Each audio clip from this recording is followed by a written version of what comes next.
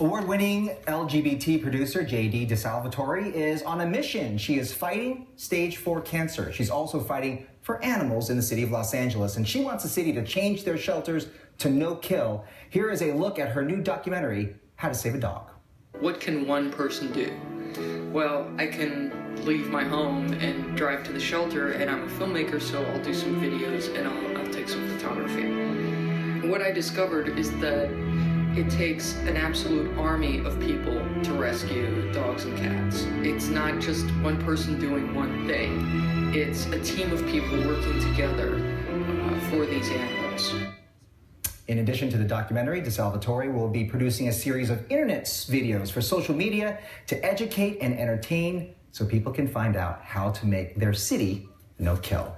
And JD DeSalvatore, welcome to the show. She joins us now. Thanks for having me. This is such a important, for Bob and I too. We're both dog lovers.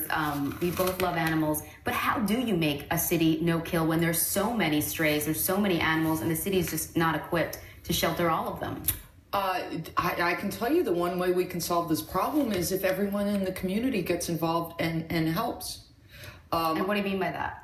Well, depending on how much or little you want to do, the single most revolutionary thing you could do that would probably help us empty out all these shelters today is share a photo or video on social media. Just to get the dog adopted or the pet adopted. Precisely. You go onto Facebook now and go to a shelter page. Like all the city shelters in Los Angeles have a Friends of page. Sure. So like I volunteer at East Valley, so we have Friends of East Valley.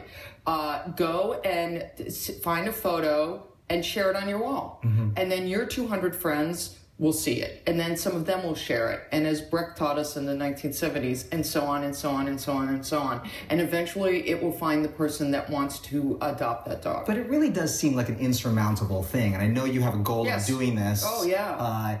At some point. It always has been, hasn't it? This isn't anything new. But, what is the number one thing, though? Is it people are not spaying or neutering their pets? Is that people are not going to the shelters and adopting dogs, or rather going to and buying them instead? What really is the biggest problem out there?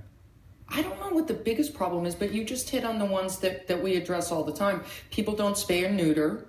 People don't microchip. Right. You don't realize that, the shelter also has a lot of runaway dogs there, and they're taking up cage space. And if you're having a hard time finding your dog because it ran away, a microchip costs, I believe, $14. And if you contact the shelters, there's even smaller fees to microchip your animal. Microchip your animal. We live in earthquake country. You never know if your dog or cat's going to get out. And if you adopt a dog from a shelter, they microchip them for you. They absolutely do, because it's invaluable. We even at our shelter last year found reunited a dog with an owner 6 years later. Wow. So that's important. I think spaying and neutering is huge. Some people still don't want to do that. And obviously it's better to adopt and don't shop. Go to the shelter, go to a rescue. There's so many rescues in Los Angeles. Get yourself a couture dog, maybe a little mixed breed. I will say this, because I have so many friends and I always advocate going to these shelters. Oh, yeah. And the process to adopt sometimes is so tough, you know? I mean, if you have a pool, if you have another animal, like they'll say no so many times that a lot of people just get frustrated. That's rescues, dealing with rescues, and they just go ahead and you can go walk right into the shelter and take home a dog. Mm-hmm. You can go to any city if you shelter. Want a specific breed or type. We get all sorts of breeds. I have to say, backyard breeders we discourage. I wish there was something we could do about that. The first thing people should realize is do not buy an animal off of Craigslist. Like, do not encourage what they're doing. Right. What happens is those breeding dogs end up at our shelter. You can always tell a breeding dog because they're 3 years old, they've been overbred, they're a purebred, and then we have to take care of them and find them a loving home to make up for the fact that whoever was breeding them in a basement or backyard didn't do medical care, didn't take care of them. We have a lovely little dog now. She just went to foster yesterday. She's a big personality. I kind of love her, but you should see the shape she's in. Her eyelashes are ingrown. She's been bred so much, and she's not a Pomeranian, but she's a purebred dog, but she went to foster yesterday. And I know her foster mom is going to take care of the medical and everything, and then she's going to be beautiful and somebody's going to adopt her. We also get puppies of every kind at the shelter, generally around 9, 10, 11 months old. The backyard breeders that can't sell them, they either get dumped and brought to us or they dump them themselves. So we do have purebred dogs at the shelter. Speaking of looking good, you look amazing. Oh, stop. Seriously, you're dealing with stage 4 cancer, and was this decision to do this documentary, was it an epiphany that you had as a result of your illness? Did you decide to do it because of that? Was it cathartic? It's sort of interesting because I've been volunteering at the shelter 6 years now. It's just my volunteer duty. I do photos and videos.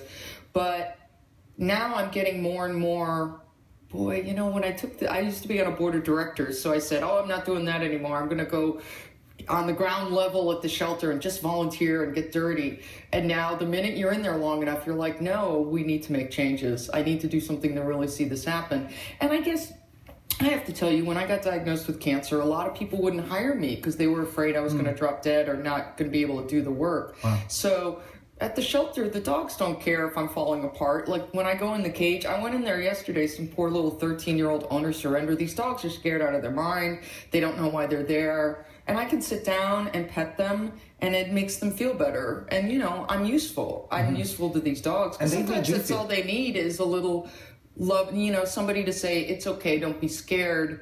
Everything's going to be okay. And I can certainly still do that. And now, you know, I've been doing the videos and photography for East Valley Shelter, but now we're doing a program where we're training photographers and training videographers, because the photos and videos get our dogs out.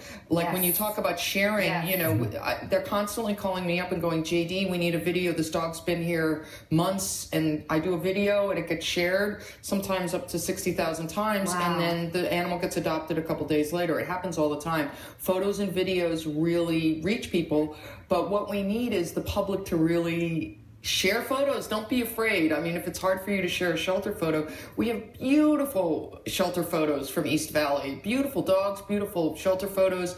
If everyone could just make a commitment in the city of Los Angeles to share one shelter photo or rescue photo once a week, you know, and, you know, hashtag it, I care, we could probably solve this problem by getting these photos out there and getting these animals networked. All right. Because right now, I think it's just community involvement, and I think we'll get over this, get to the no-kill goal. JD, thank you so much for coming in. It's such an important issue. And if you want to help out, all you have to do, go to howtosaveadog.com. There is a link right in the middle of the page.